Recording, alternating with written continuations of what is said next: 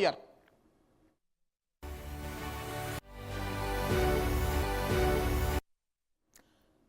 खबरों में आगे बढ़ते हैं। जी 15 साल की एक नाबालिग गर्भवती और न्याय के लिए देश की सबसे बड़ी अदालत का दरवाजा। लेकिन जब ये फैसला आया तो सवाल और गहरे हो गए। सुप्रीम कोर्ट ऑफ इंडिया ने केस को दोबारा खोलने से इनकार कर दिया, लेकिन साथ ही कहा कि state can't choose for citizens. फैसले में दिखा बड़ा विरोधाभास। तो आखिर ये पूरा मामला क्या है, रिपोर्ट के जरिए समझिएगा। मामला क्या है? यह मामला एक 15 साल की नाबालिग लड़की का है जो गर्भवती हो गई।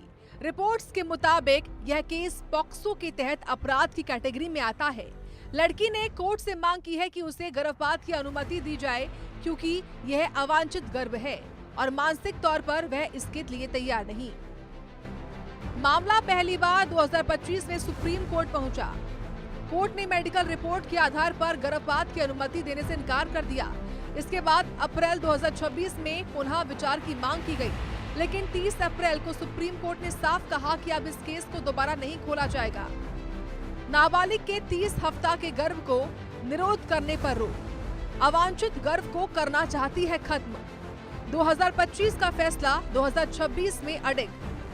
जो नाबालिग रेप पीड़िताएं हैं, उनके जो गर्भपात की समय सीमा थी उसको हटाने का जो एक अहम निर्णय अभी सुप्रीम कोर्ट ने लिया है, ये बहुत ही महत्वपूर्ण, एक बहुत ही मैं बोलूंगी कि संवेदनशील और मानवीय कदम है जो कि सुप्रीम कोर्ट ने उठाया है।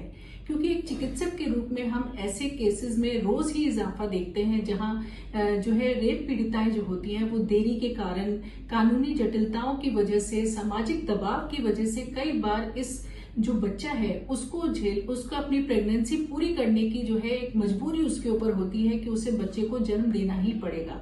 ऐसे में सुप्रीम कोर्ट ने जो निर्णय लिया है कि अब जो नाबालिग रेप पीड़िताएं हैं वो किसी भी समय अपना गर्भपात करवा सकती हैं। एक मेडिकल बोर्ड बैठेगा, वो उनकी मदद करेगा इस पूरी प्रक्रिया में। ये एक बहुत ही ऐतिहासिक कदम है और बहुत अच्छा कदम है, क्योंकि हिंसा के रूप में जो बच्चा जन्म ले रहा है वो एक नाबालिग बच्चा जो है वो खुद जो कि रेप पीड़ित है उसको उसका बोझ सहने की जरूरत अब नहीं रहेगी। तो वो ये डिसीजंस जो है अब खुद ले सकते हैं कि वो ये बच्चा आगे लेकर जाना चाहते हैं या नहीं जाना चाहते। ये एक बहुत ही ऐतिहासिक कदम है। कोर्ट का फैसला। कोर्ट ने अपने पहले फैसले को बरकरार रखा। तर्क था गर्भावस्था की उन्नत अवस्था में है, गर्भपात कराने से मां की जान को खतरा हो सकता है। मेडिकल बोर्ड ने भी यही सलाह दी, इसलिए कोर्ट ने कहा कि इस स्थिति में हस्तक्षेप उचित नहीं है। लेकिन इसी दौरान कोर्ट ने एक अहम टिप्पणी भी की।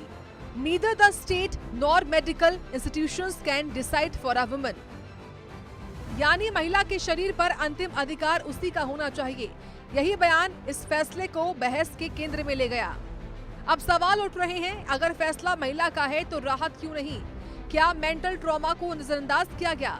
क्या मौजूदा कानून ऐसे मामलों के लिए पर्याप्त है? यही कारण था कि केस को दोबारा खोलने की मांग की गई थी।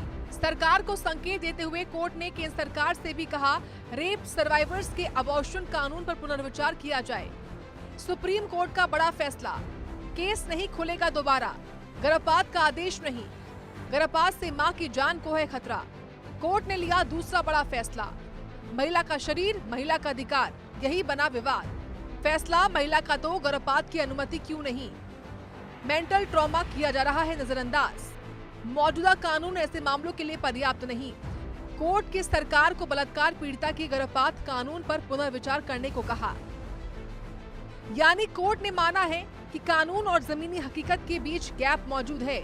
एक तरफ कोर्ट कहती है महिला का शरीर, उसका अधिकार, वहीं दूसरी ओर उसी मामले में राहत नहीं मिलती। अब सवाल सीधा है, क्या कानून बदलेगा